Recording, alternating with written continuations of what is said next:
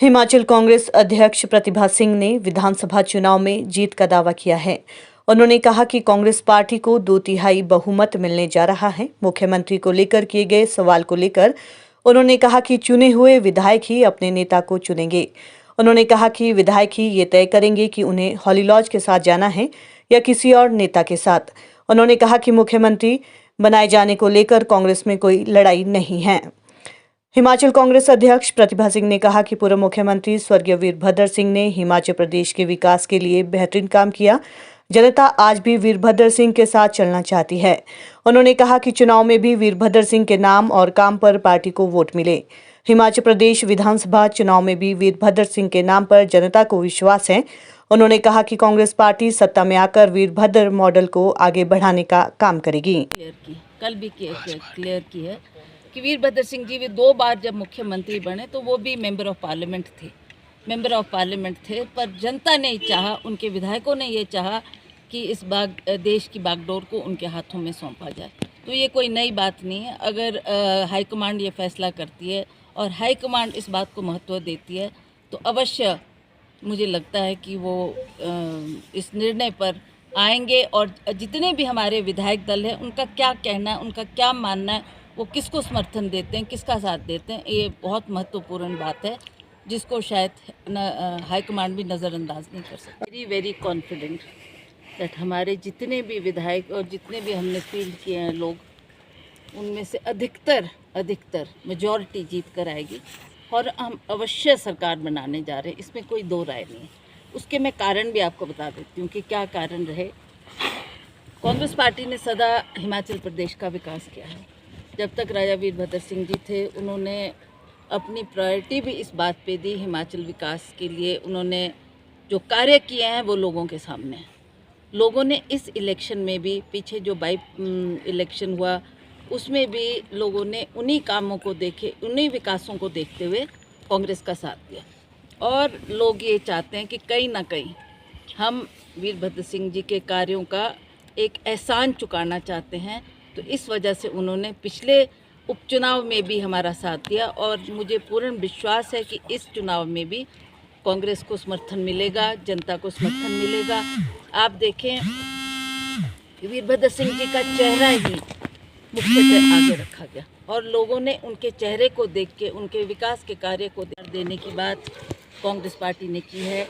और मुझे लगता है कि एक बहुत बड़ा मुद्दा था जिसको बार बार बीजेपी के पास भी ये लोग जाते रहे, पर इन्होंने इस बात को नज़रअंदाज किया। जिन्होंने अपना जीवन का अधिकतर समय सरकारी कर्मचारी बनकर सेवाओं में दिया है, वो भी चाहते थे कि हमारी रिटायरमेंट के बाद हमको पेंशन मिले। पर अफसोस की बात है इन्होंने उसको महत्व न देते हुए अंततः वे कांग्रेस के पास आए और हमने कहा कि हम इसको मैनिफेस्टो में प्रायोरिटी पे रखेंगे। जैसी हमारी सरकार बनेगी तो ओपीएस का मुद्दे के लिए हम जो भी संभव होगा उस कार्य को हम करने में सक्षम है और करके देंगे।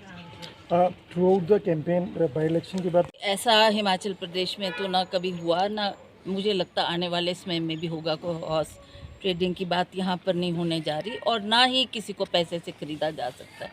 और प्रदेशों की मुझे नहीं पता कि क्या हालात थे, क्या परिस्थिति बनी और कैसे उन्होंने तोड़ मरोड़ की सरकारें बनाई। पर जहाँ तक हिमाचल प्रदेश की बात है, आप सब जानते हैं हिमाचल प्रदेश के लोग सच्चाई का साथ देने वाले, ईमानदारी का साथ देने वाले हैं और जिसको वो चुनते हैं, जिसको वो विधायक बनाते हैं, उसको उनकी बात को भी वो नज़रअंदाज नहीं कर सकते, ऐसा मेरा मानना है। तो यहाँ कोई ऐसी पैसे से खरीदने की बात नहीं होगी, हॉर्स ट्रेडिंग की बात नहीं होगी। और मैं समझती हूँ कि जो विधायक चुनकर आएंगे उनको बैठाकर, उनसे जो ऑब्जर्वर आए हैं दिल्ली के हाईकमांड ने, बड़े बड़े लोगों को यहाँ पर, चाहे वो हुड्डा जी है, चाहे वो छत्तीसगढ़ के चीफ मिनिस्टर है, वो आए हैं, वो उनसे भी व्यू लेंगे, उनसे भी बातचीत करेंगे कि क्या उनका मानना है और जो उनका व्यू होगा वो हाईकमांड तक पहुँचाया जाएगा और अंततः हाईकमांड ही इसका फैसला लेगी कि किसको इस प्रदेश की बागडोर को संभालना। कहा ये भी जा रहा है कि चंडीगढ़ बुलाया गया है सभी कैंडिडेट्स को, क्या इसमें कोई सच्चाई है? ऐसा कोई निर्देश नहीं आया है, ऐसा हमारे को कोई गाइडलाइन नहीं आई, कोई किसी लीडर ने हमको ऐसा नहीं कहा।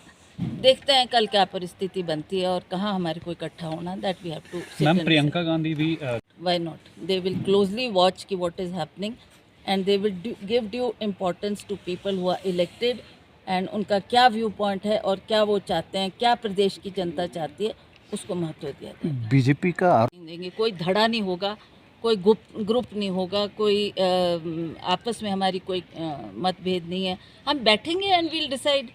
ठीक है, इसमें बहुत से लोग हैं जो चाहते हैं कि हमारे कोई जिम्मेवारी दी जाए, बट अंततः इस बात को देखा जाएगा कि मेजॉरिटी ऑफ एमएलएज जो इलेक्ट होकर आएंगे उनका क्या कहना है, उनका क्या मानना है, और उनकी बात को सुनते हुए उसको इम्पोर्टेंस देते हुए फिर हाईकमांड क्या डिसाइड करती है, that is for them to say. देखिए, इस बात को नज़रअंदाज नहीं किया जा सकता कि वीरभद्र सिंह का परिवार, जो कि इस इलेक्शन में भी जिन्होंने अहम भूमिका निभाई, श्रीमती सोनिया गांधी जी ने इसी बात को देखते हुए, इसी बात को मद्देनज़र रखते हुए मुझे पार्टी का अध्यक्ष बनाया, और मैंने भी 68 के 68 हलकों में जाकर कांग्रेस पार्टी के लिए प्रचार किया है, और उनको बल देने के लिए, उनको मजबूती देने के लिए जो मेरे से संभव हुआ मैंने कार्य किया। तो इस बात को ध्यान में रखते हुए आप वीरभद्र सिंह की लेगेसी को, उनके परिवार को नज़रअंदाज नहीं कर सकते, और मुझे लगता है कि आने वाले चुनाव में भी जितने भी हमारे कैंडिडेट्स जो जीत कर आएंगे उनका भी यही मानना है, और अंततः ये बात हाईकमांड के समक्ष रखी जाएगी, और हाईकमांड भी इन बातों को बड़ी गहराई से देखेगी, सोचेगी, और ये उन्होंने तय करना है कि किसको उन्होंने आगे लाना है और किस चेहरे को वो महत्व देते हैं। क्या ये सब